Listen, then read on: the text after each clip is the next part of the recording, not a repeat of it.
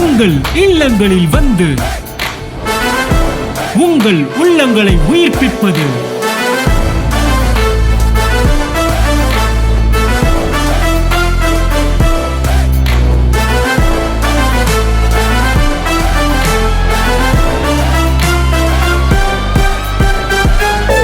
உங்கள் channel DJ. தாவீது ஒரு மனிதனுடைய ராஜ்யத்தை அப்படின்னா என்ன அர்த்தம்னா, தேவன் தாவீதின் குமாரனாய் பிறந்தது நிமித்தம் தாவீதோட பேரை எஸ்டாப்ளிஷ் பண்றாரு. அவருடைய ஒரே நோக்கம் என்ன தெரியுமா? விழுந்து போன மனிதனை மறுபடியும் பல இடத்துல உட்கார வச்சு அவன் ஆட்சி செய்கிறதை நான் பார்க்க வேண்டும்.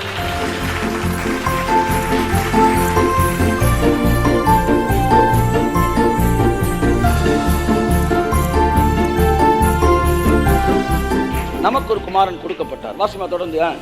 கர்த்தத்துவம் அவர் தோளின் மேல் இருக்கும். அவர் நாமம் அதிசயமானவர், ஆலோசனை கர்த்தா, வல்லமை உள்ள தேவன், நித்திய பிதா, சமாதான பிரபு எனப்படும். இயேசு பிறந்தார், அவ்வளவுதான் செய்தி. ஆனா இதுக்கு பின்னாடி எவ்வளவு பெரிய வேலை நடந்திருக்கின்றதா அடுத்த வசனம் சொல்லுது. வாசிப்போம்.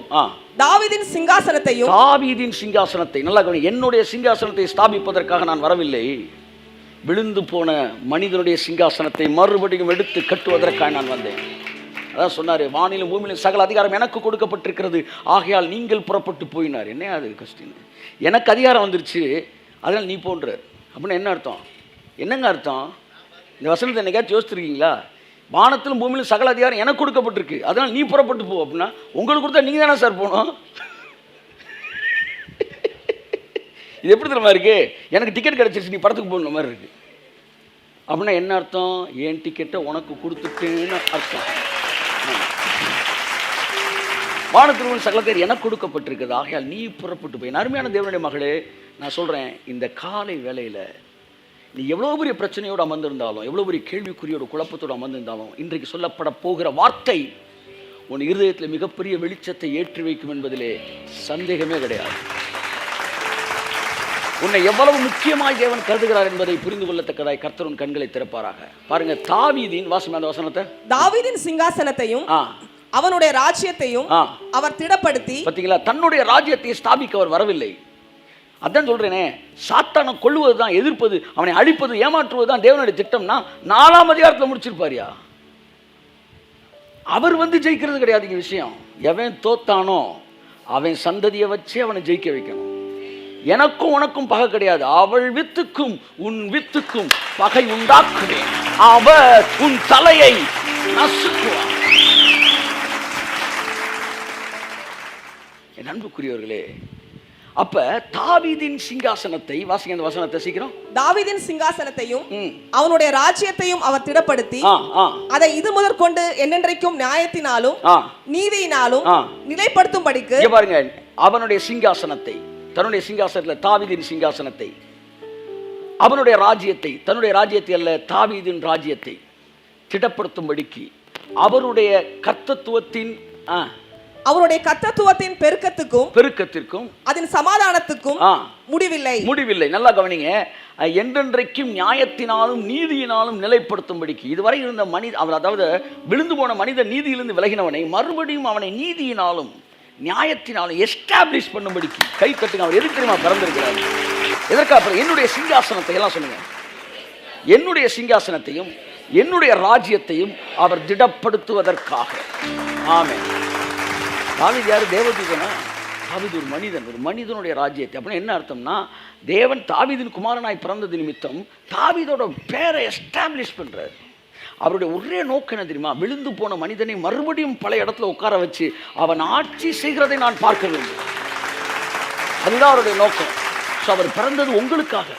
தாவீதின் ராஜ்யத்தையும் தாவீதுடைய சிங்காசனத்தையும் திடப்படுத்துவதற்கும், இது முதற்கொண்டு என்றைக்கும் நியாயத்தினாலும் நீதியினாலும் நிலைப்படுத்துவதற்கும், அவருடைய கர்த்தத்துவத்தின் பெருக்கத்துக்கும் அதன் சமாதானத்துக்கும் முடிவில்லை. அவர் என்னென்னலாம் செய்கிறாரு? ஃபேமிலி வேர்டு பாருங்க. என்னுடைய ராஜ்யம், என்னுடைய சிங்காசனம், மனிதனுடைய ராஜ்யம், மனிதனுடைய சிங்காசனம், மனிதனை நீதியினாலும் நியாயத்தினாலும் நிலைப்படுத்த, இதெல்லாம் சேர்ந்து இதுக்காகத்தான் அவர் பிறக்கிறாரு. ஹலோ, பிறந்தார் எதுக்கு தெரியுமா? இதுக்காகத்தான் பிறந்தார். எதுக்காக? நம்முடைய ராஜ்யத்தை மறுபடியும் கட்டுவதற்கு, நம்மை நீதியினாலும் நியாயத்தினாலும் நிலைப்படுத்துவதற்கு, அவருடைய கர்த்தத்துவத்தின் பெருக்கத்தை நம் வாழ்க்கையிலே காட்டுவதற்கு அவர் பிறந்தார். ஓகே, அதன் சமாதானத்துக்கு முடிவில்லை. அடுத்து வாசிங்க. சேனைகளின் கர்த்தருடைய வைராக்கியம் இதை செய்யும். கையை தட்டுங்க ஒரு அவருக்கு ஆமென். சேனைகளுடைய கர்த்தருடைய வைராக்கியம் இதை செய்யும். ஆமென் சொல்லுவோம். ஆமென். ஆதாமை பிசாசு ஏமாற்றினான். தன் பிள்ளைக்காக தேவன் வைராக்கியம் கொண்டார். பிள்ளை தோத்துட்டான், பழத்தை சாப்பிட்டான், ஏமாந்துட்டான். அதுக்காக என் பிள்ளை இல்லைன்னு என்ன செய்ய முடியாது, ஆயிட முடியாது. இவன் நியாயப்படி என்ன செய்யலை, உலகத்தை வாங்கலை. தேவன் தன் பிள்ளைக்காய் வைராக்கியம் கொண்டார். சார் ஐசக் நியூட்டன் நினைக்கிறேன். ஐசக் நியூட்டனோட ஐசக் நியூட்டன் தானே, தாமஸ் ஆல்வா எடிசன். சின்ன வயசில் அவங்க டீச்சர் இவன் ஒழுங்காக படிக்க மாட்டான், இவனை கிளாஸில் வச்சு நான் பாடம் எடுக்க முடியாது, இவன் அறிவு வளர்ச்சி சரியில்லைன்னு சொல்லி அனுப்பிச்சி விட்டாங்க. எடிசனுடைய வாத்தியார் முடியாதுன்னு அனுப்பிச்சிட்டார். உடனே அவங்க அம்மா அவனை என்ன செய்கிறாங்க, வீட்டில் கூப்பிட்டு வச்சு, என் பிள்ளைய நீ படிக்க முடியாதுன்னு சொல்லிட்டீங்களடா, நான் என் பிள்ளைக்கு சொல்லித்தரேன்டான்னு சொல்லி கொடுத்தா. எடிசன் ஒரு பெரிய சயின்டிஸ்ட்னு உங்களுக்கு தெரியும். அவங்க அம்மா மறைவுக்கு பிறகு ரொம்ப நாள் கழிச்சு அவங்க பெட்டியை ஓப்பன் பண்ணி பார்த்தப்ப அதில் ஒரு லெட்ரு இருந்துச்சான். எடுத்து பார்த்தாராம். அதில் அந்த ஸ்கூல் டீச்சரு அவங்க அம்மா எழுதினா, அவங்க பையனுக்கு அறிவே கிடையாது, அவனை நீங்கள் அவனை கிளாஸில் வச்சுக்க முடியாது, அவனால் எந்த பையனும் ஒழுங்காக படிக்க முடியாது, அதனால் அவனுக்கு என்ன சொன்னாலும் ஏறாதுன்னு சொல்லி இவனை பற்றி எழுதியிருந்தேன். இந்த லெட்டரை அவங்க அம்மா அவங்களுக்கு காட்டவே இல்லை கடைசி வரைக்கும். அந்த லெட்டரை மனசில் வச்சுட்டு இவன் முன்னாடி ஒன்றா உருவாக்கி காட்டுறேன்டாங்க. அவங்க அம்மாவுக்கு ஒரு வைராக்கியம். அந்த வைராக்கியம் என்ன, தாமஸ் ஆல்வா எடிசன் என்கிற மிகப்பெரிய ஒரு விஞ்ஞானியை நமக்கு கொடுத்தது. அப்படித்தான் ஆதாம் ஃபெயில் ஆனப்ப தேவன் வைராக்கியம் கொண்டார். என் பிள்ளையாடா ஃபெயில் ஆச்சுன்ற, அவர் உன் தலையை நசுக்குவார். ஆமென்.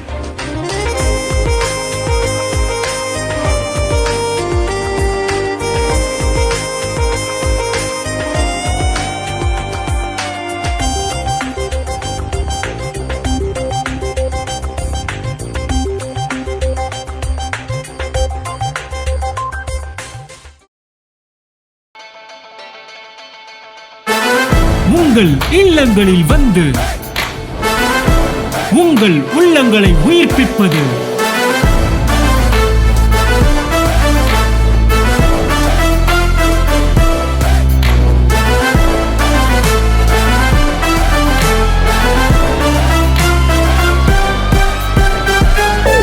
உங்கள் சேனல் டிஜே